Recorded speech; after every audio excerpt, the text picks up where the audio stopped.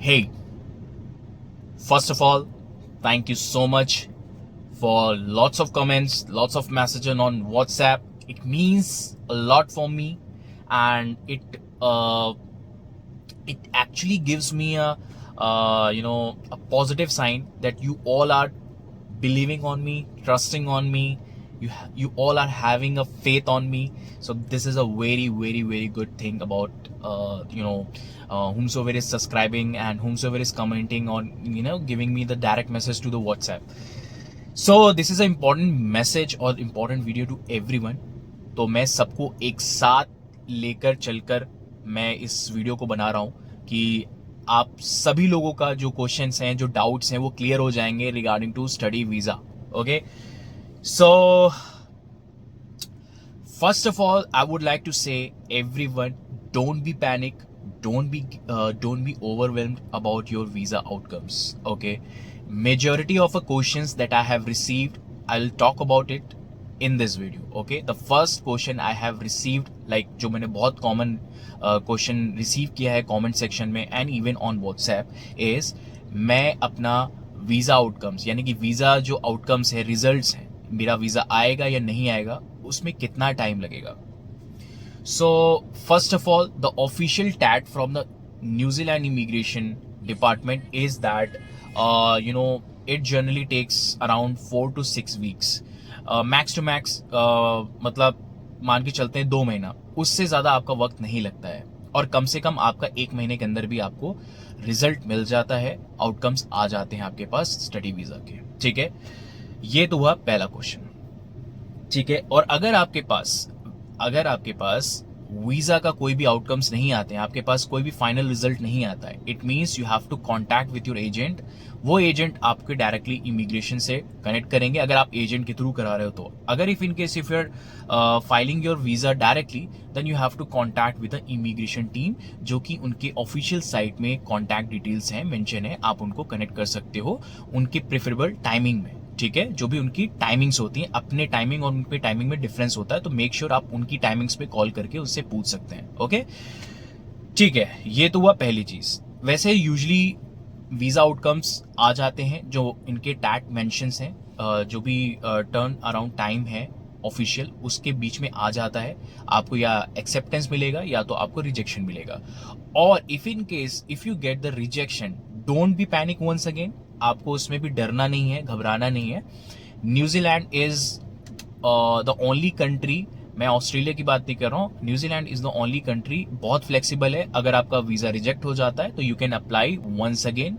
फिर अगर टीम, जो कि उनके ऑफिशियल साइट में कॉन्टैक्ट डिटेल्स हैं, मेंशन है, आप उनको कनेक्ट कर सकते हो उनके प्रेफरेबल टाइमिंग में. ठीक है, जो भी उनकी टाइमिंग्स होती हैं, अपने टाइमिंग और उनके टाइमिंग में डिफरेंस होता है, तो मेक श्योर आप उनकी टाइमिंग्स पे कॉल करके उससे पूछ सकते हैं. ओके, ठीक है, ये तो हुआ पहली चीज. वैसे यूजुअली वीजा आउटकम्स आ जाते हैं जो इनके टैग मेंशंस हैं, जो भी टर्न अराउंड टाइम है ऑफिशियल, उसके बीच में आ जाता है.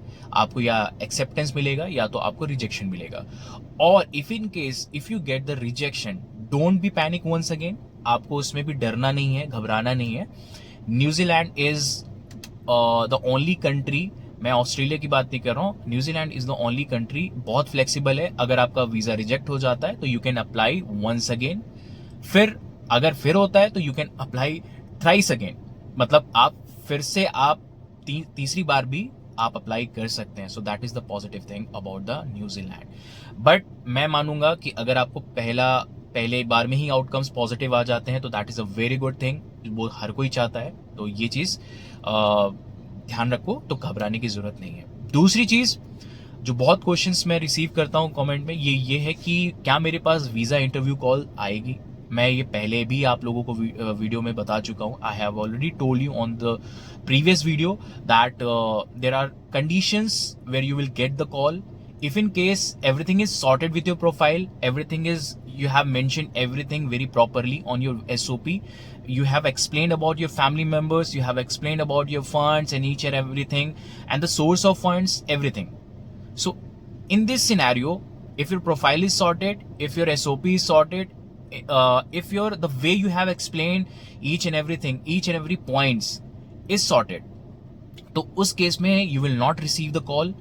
उस केस में you will directly get your visa outcomes. It means आपके अगर आपके पास वीजा कॉल नहीं आ रहा है तो हाई चांसेस है कि आपको जो वीजा आउटकम्स है वो पॉजिटिव होंगे, यानी कि एक्सेप्टेंस के चांसेस ज्यादा है। ठीक है, अगर आपकी प्रोफाइल थोड़ी सी डाइसी है, उनको समझ में नहीं आ रही है, there will be a problem related to your SOP, आइल स्कोर, या आप सही से अपने फंड्स को सही से प्रॉपरली एक्सप्लेन नहीं कर पा रहे हो, द वे वो जो जिस वे में वो चाहते हैं उस वे में आप समझा नहीं पा रहे हो, उनको एक्सप्लेन नहीं कर पा रहे हो, फंड्स थोड़ा सा कंफ्यूजिंग लग रहा है, सोर्स ऑफ फंड्स सही से समझा नहीं पा रहे हो, या आपकी जो इनकम है, जो भी फंड्स आप शो कर रहे हो उससे अलाइन नहीं कर रही है, कम है, तो उस केस में आपको कॉल आ सकती है to just get brief about your funds and just to get brief about your profile and to also know about your communication skills before coming to the New Zealand. उसमें भी आपका कम्युनिकेशन स्किल्स, फंड्स और आपका vision, आपका goals पूछते हैं कि आप क्यों आना चाहते हो, क्या करोगे, ये सारी चीजें, तो उसमें भी पैनिक होने की जरूरत नहीं है। तीसरा जो है वो ये है कि अगर मेरे पास कॉल आती है और मुझसे मिस हो जाती है, तो यार ये तो इसको तो मैं बिल्कुल ही इररिस्पॉन्सिबल बिहेवियर कहूंगा। I am so sorry, don't take it as a negative way. अगर आपको पता है कि आपके पास कॉल आएगी तो प्लीज अपना फोन अपने पास रखिए, okay, and please make sure, generally जो आपका कॉल आता है वो मॉर्निंग में आता है, मैंने ऑलरेडी ये चीज बोल रखा है, तो अपने पास फोन रखिए, साइलेंट प्लेस पे रहिए ज्यादातर। बाहर अगर आप जा रहे हैं तो अगर आपके पास कॉल आती है तो आप उनसे बोल दो I am in the middle of something, आप फिर से उनको कॉल कर सकते हैं, फिर से आपके पास कॉल आ सकती है। अगर इफ इनकेस आपकी कॉल मिस हो जाती है 1 time 2 times, but more than this, ये बहुत ही बड़ा नेगेटिव इम्पैक्ट क्रिएट करेगा आपकी प्रोफाइल में और हाई चांसेस है कि आपको वीजा रिजेक्शन भी आ सकता है। तो प्लीज कॉल रिसीव करिए, टाइम से करिए और साइलेंट प्लेस पे जरूर रहिए जब आपके पास कॉल आती है, ओके। सो ये 3 चीजें बहुत ही ध्यान रखना है और घबराना नहीं है। फिर से मैं बोल रहा हूँ, don't be panic, don't get overwhelmed about your visa outcomes.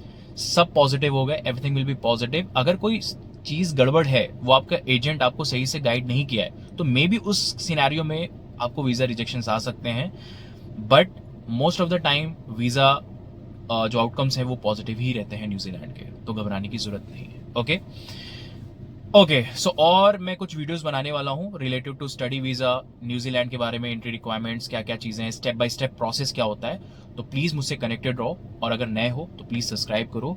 और हाँ, कोई डाउट है, कोई क्वेरी है, मैं व्हाट्सएप नंबर मेंशन करता हूँ अपने डिस्क्रिप्शन बॉक्स में, कई लोग मुझे कनेक्ट करते हैं व्हाट्सएप पे, तो आप भी मुझसे कनेक्ट कर सकते हो।